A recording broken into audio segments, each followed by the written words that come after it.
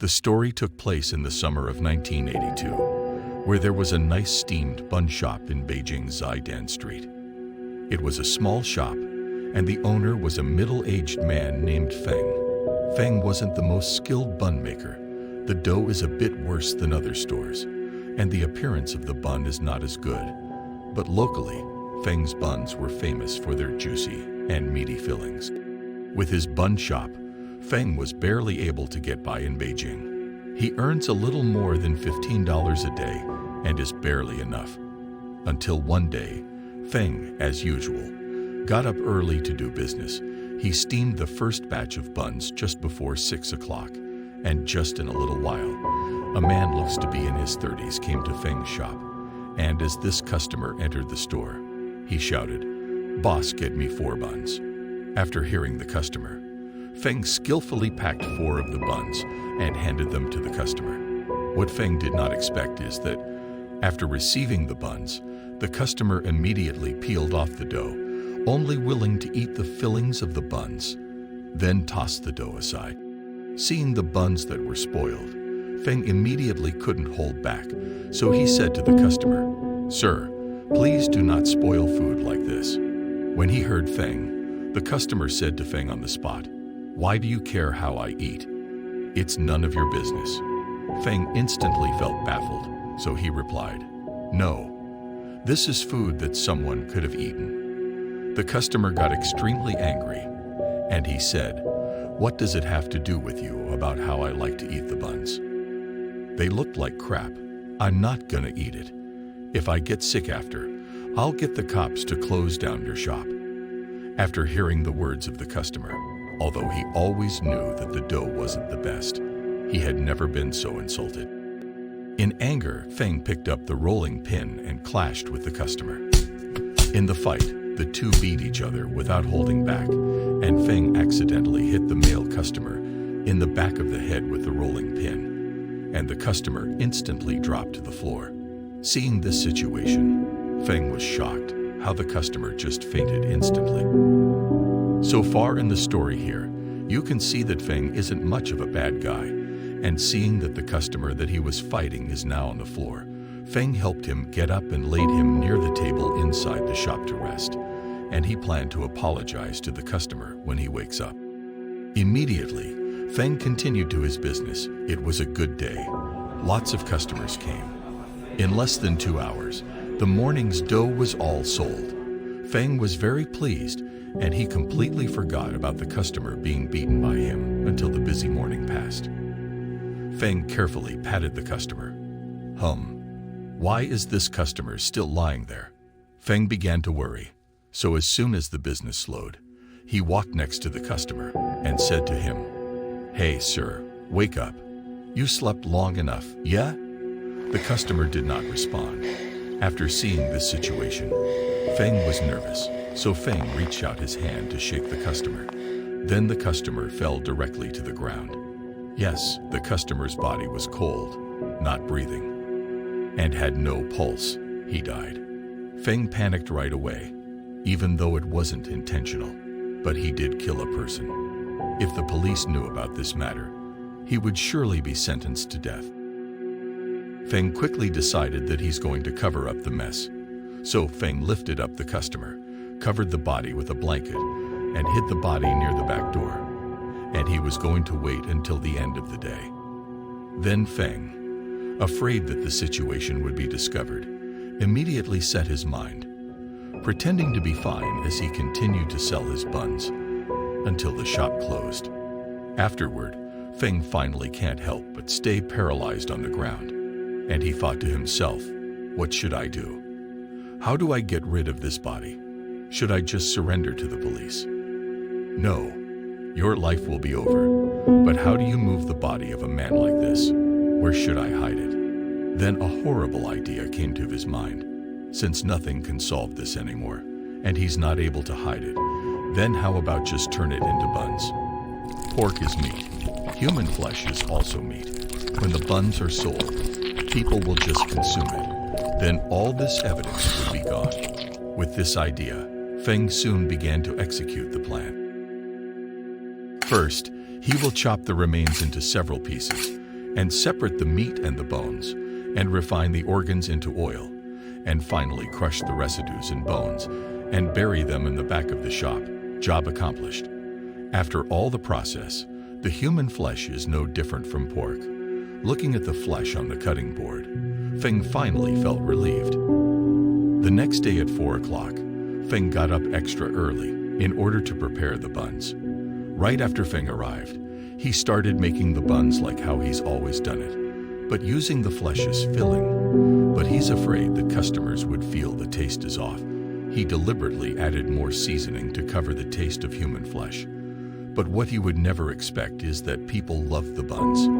Lots of customers came for them. They said that the buns taste better than before. Not only the seasoning was better, but the meat seems to be of higher quality. It wasn't for long Feng's bun shop became popular on the street. People were flocking to his shop for the buns. And because of it, he's made much more income, 3 or 4 times more compared to before. Seeing the increase of his income, Feng's guilt of the accidental killing was gradually covered by the excitement of money and wealth. He's not troubled anymore by the fact that he's killed a man. But what should he do if he runs out of the human flesh? After having a taste of more income, he didn't want to go back to his old life. He wanted the shop's business to continue. While he's wondering for a solution, he found that there's a couple that sold cotton that has recently moved in town.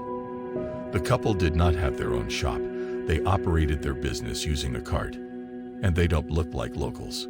With such an opportunity, he started on an evil plan. Feng thought to himself, what if they're gone? No one should know them, right? People will just think they left.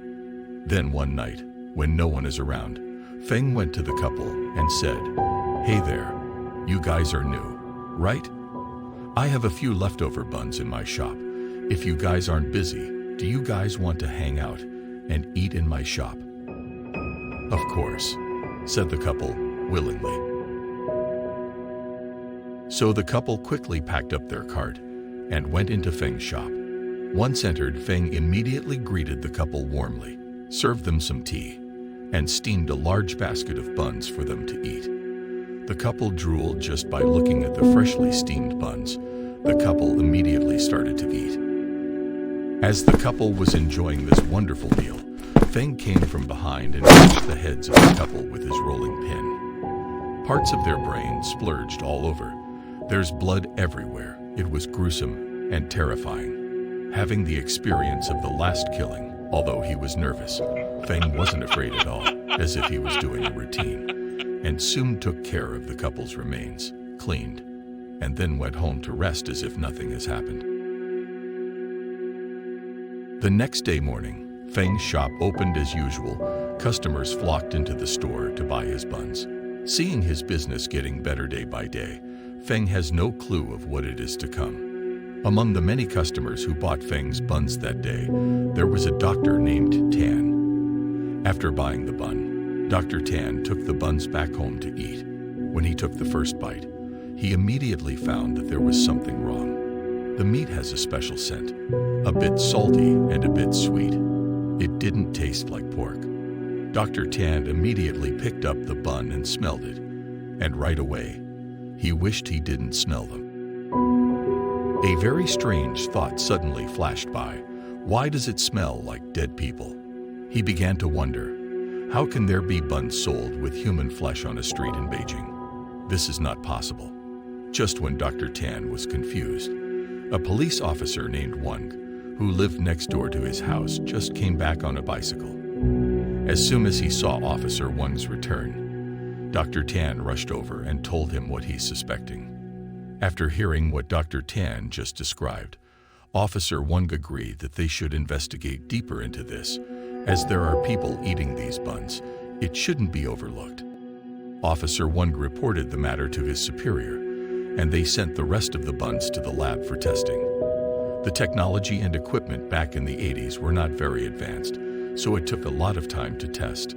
But the next day, some results were in. The test results stated that the matter contained sugars, lipids, proteins, water, inorganic salts, nucleic acids, and it has an 80% match with human flesh. In simple terms, 80% of the filling inside the bun was human. The entire police station was alarmed. Back in the days, they rarely had any murder cases at all. Who would have thought that a local bun shop was selling buns made with human flesh? Soon, the police set up a special task force to investigate the shop. On the other hand, Feng has no clue that he has already become a murder suspect. He's in the process of planning his next kill. He has just recruited a new apprentice, and he was telling the apprentice that his bun shop is too busy and needs help right away. So the apprentice needs to sleep in his shop today and start immediately the next day. But in fact, we already know what Feng is planning. He wants to kill again. In the middle of that night, Feng turned to a straight face.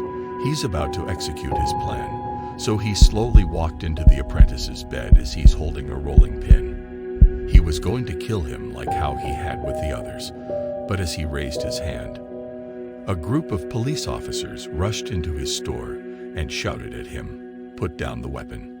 Don't move, lift up your hand where we can see them." To see such a scene, Feng froze and was taken to the police station. Not only did the police save the apprentice who was on his way to hell, but also took evidence on the scene and found part of a human leg in the freezer and some remains buried in the back of the shop. There were broken bones, as well as 3 heavily damaged human skulls. With all the evidence, Feng had no choice but to confess to what he did, and the interrogation lasted about 6 days. The Xidan Street human flesh bun case was successfully closed. After the trial, Feng, who killed 3 lives, was sentenced to death.